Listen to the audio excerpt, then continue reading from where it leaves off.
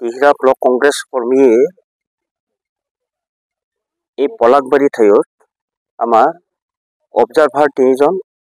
আৰু আমাৰ বাক্সা জিলা কংগ্ৰেছ কমিটিৰ তত্ত্বাৱধায়ক ডাঙৰীয়াৰ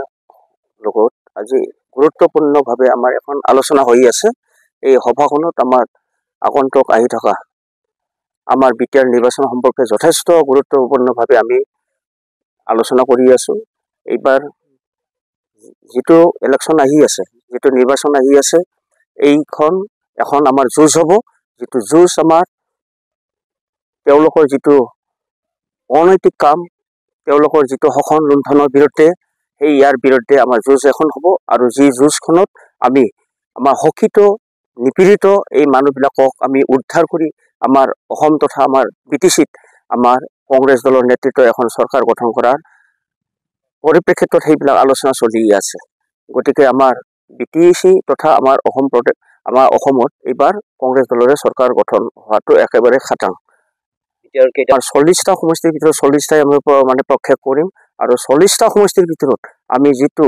বৰ্তমান অসম প্ৰদেশ কংগ্ৰেছ কমিটিৰ সভাপতি মাননীয় শ্ৰী গৌৰৱ গগৈৰ নেতৃত্বত বৰ্তমান যিখিনি নীতি, যিখিনি পলিচিৰে আগবাঢ়ি গৈ আছে, এই ক্ষেত্ৰত আমি 15টাৰ পৰা 18টা আমি BTC দখল কৰিবলৈ সক্ষম হ'ম। আৰু 2025 চনৰ ছেপ্টেম্বৰৰ যিটো ইলেকশ্যন হ'ব, এই ইলেকশ্যনত আমি বিজয়ী নিশ্চিত হ'ব আৰু BTC চৰকাৰ আমি গঠন কৰিবলৈ সক্ষম হ'ম। তেওঁলোকৰ কথাটো হ'ল, তেওঁলোকে চাওক, তেওঁলোকৰ কথাবিলাক হ'ল মানে মুখেদি কিবা এটা কয় আৰু কামেদি কৰে কিবা এটা। গতিকে তেওঁলোকে অসমত কি কৰি আছে, তেওঁলোকে শোষণ কৰি আছে, তেওঁলোকে ক'ৰবাত কিবা গৰু লৈ আহিলেও সেইবিলাক চুৰ কৰিছে, ক'ৰবাত আপোনাৰ নিজৰ ঘৈণীয়েকৰ নামৰ সম্পত্তি পাহাৰ কৰি উঠিছে, ক'ৰবাত হয়তো মানে যিবিলাকে আপোনাৰ থলুৱা মানুহবিলাকক তেওঁলোকে উচ্ছেদ কৰি তেওঁলোকৰ ঘৰ বাৰী সেইবিলাক বুলুটজাৰ চলাই সেইবিলাক যেনেকৈ অত্যাচাৰ কৰি আছে, তাৰে ফল তেওঁলোকে ভুগিবলৈ সাজু হ'ব লাগিব। কাৰণ ৰাইজে ৰজা, ৰাইজে ভোট দিব, ৰাইজে চৰকাৰ গঠন কৰিব। গতিকে ৰাইজৰ সিদ্ধান্তৰ ওপৰতে আপোনাৰ এই গণতান্ত্ৰিক দেশত চৰকাৰ গঠন হয়। গতিকে ৰাইজে যদি ভোট দিয়ে, আমাক ভোট দিয়ে, কংগ্ৰেছক ভোট দিয়ে, তেওঁলোকে মুখেদি যিমানে নকওঁ কিয়, তেওঁলোকে যি হাজাৰ হাজাৰ কৰোৰ টকা তেওঁলোকে যেনেকৈ ঋণ লয় মানুহবিলাকক আফুৱা পাৰিব বিচাৰিছে, বিভিন্ন আঁচনি দেখুৱাই তেওঁলোকে সেইবিলাক আফুৱা পাৰি তেওঁলোকৰ মিছা কথা কৈ ৰাইজৰ আগত প্ৰতিশ্ৰুতি দি আছে, সেইবিলাক ৰাইজে গম পাই গৈছে। গতিকে এইবাৰ আহি থকা ইলেকশ্যনবিলাকত যেনে BTR তথা অসমৰ যিটো ইলেকশ্যন, সেই ক্ষেত্ৰত আমাৰ কংগ্ৰেছ দলকে ৰাইজে ভোট দিব আৰু নিশ্চয় আমাৰ কংগ্ৰেছ দলৰে 2খন BTR তথা অসমত কংগ্ৰেছ চৰকাৰ গঠন হ'ব। BTRৰ নিৰ্বাচনী ইছ্যু হ'ল আমাৰ এতিয়া চাওক, তেওঁলোকে যিবিলাক আফুৱা পাৰি কিবা কৰি আছে, চাওক আপোনাৰ এই বিদ্যুতৰ ক্ষেত্ৰত তেওঁলোকে যেনেকৈ কিবা কৰি আছে,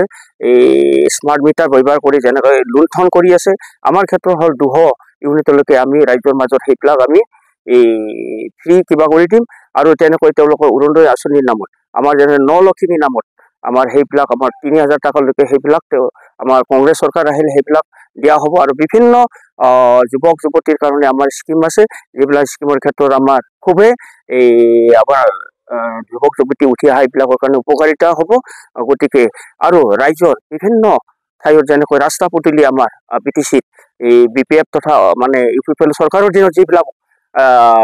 সেই ৰাস্তা পদূলি হোৱা নাছিল, হাজাৰ হাজাৰ কৰোৰ টকা আপোনাৰ কেন্দ্ৰৰ পৰা অহা টকাবিলাক তেওঁলোকে লুণ্ঠন শোষণ কৰি তেওঁলোকে নিজৰ পকেটত ভৰাই লৈছিল, সেইবিলাক এইবাৰ কংগ্ৰেছ চৰকাৰে সেই তেওঁলোকৰ ওপৰত নিশ্চয় এটা জাজ কৰিব। আৰু তেওঁলোকে যিবিলাকে যদি দোষী সাব্যস্ত হয় সেইবিলাকক নিশ্চয় জেলত ভৰাই থৈ দিব। গতিকে নিশ্চয় এটা উপকাৰ আহিব আমাৰ কংগ্ৰেছ আহিলে। কাৰণ ৰাস্তা পদূলিবিলাক এটাও ৰাস্তা পদূলি হোৱা নাই। মই কাৰণ BTRৰ মূৰটো সিমূৰ মই ঘূৰি আছো, কোনো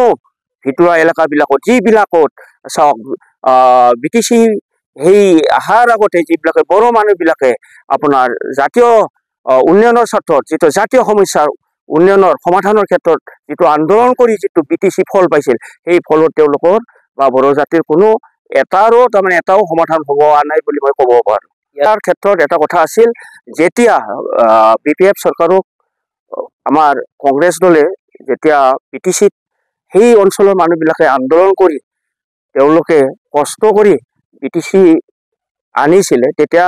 আমাৰ কংগ্ৰেছ চৰকাৰৰ এটা অহিংসা নীতিৰে এটা ভাল মনোভাৱেৰে যিহেতু এটা ভাল মনোভাৱ আছে, গতিকে BTCৰ যিবিলাক নেতৃত্বৰ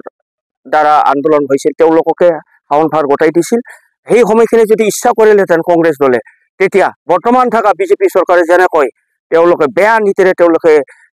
আগবঢ়াই নি আছে সেই সময়খিনিত আমি কংগ্ৰেছ চৰকাৰৰ নেতৃবৃন্দই যদি ইচ্ছা কৰিলেহেঁতেন তেতিয়া সেই অসমত BTCত তেতিয়া আমাৰ কংগ্ৰেছ দলকে আমি চৰকাৰ গঠন কৰাব পাৰিলহেঁতেন কিন্তু সেইটো কৰা নাছিল কাৰণ BTCৰ যিবিলাক মানে নেতৃত্বৰেদি আন্দোলনটো হৈছিল তেওঁলোকৰ হতুৱাই সেই BTC উন্নয়নৰ বিকাশৰ কাৰণে কাম কৰিব দিয়া হৈছিল কিন্তু তেওঁলোকে কি কৰিল বিকাশ নকৰি তেওঁলোকৰ নিজস্ব বিকাশ কৰি দিলে তাৰ ফলত আপোনাৰ সৰ্বসাধাৰণ ৰাইজ যিবিলাক সৰ্বসাধাৰণ ৰাইজবিলাকে সকলোৱে গম পাইছে গতিকে তেওঁলোকে বঞ্চিত হৈছে গতিকে তেওঁলোকে যে এইবিলাকক ঠগাই লুণ্ঠন কৰি যেনেকৈ বঞ্চিত কৰিলে তাৰে ফল এইবাৰ BTC বাহিয়ে দিব গতিকে BTC আমাৰ কংগ্ৰেছ দল আহাটো সেইটোতো তেওঁলোকে ৰাখিলেও নহ'ব কাৰণ তেওঁলোকে চব BTCত প্ৰতিজনে তেওঁলোকৰ নিজস্ব প্ৰাৰ্থী প্ৰক্ষেপ কৰিব এইটো আমাৰ কাৰণে ভালেই হৈছে কাৰণ তেওঁলোকৰ যিটো একত্ৰিত যিটো ভোট এইবিলাক ভোটবিলাক বিভাজন হ'ব আমাৰতো একচেটিয়াভাৱে আমাৰ কংগ্ৰেছ দলৰ ভোটখিনি আমাৰ তাতে পৰিব গতিকে নিশ্চয় আমাৰ বেছি ভালহে হ'ব খুব ভাল হৈছে আমাৰ কিমানখন আসন লাভ কৰিবলৈ এইটো 15 পৰা 18খন আমি আসন লাভ কৰিবলৈ সক্ষম হ'ম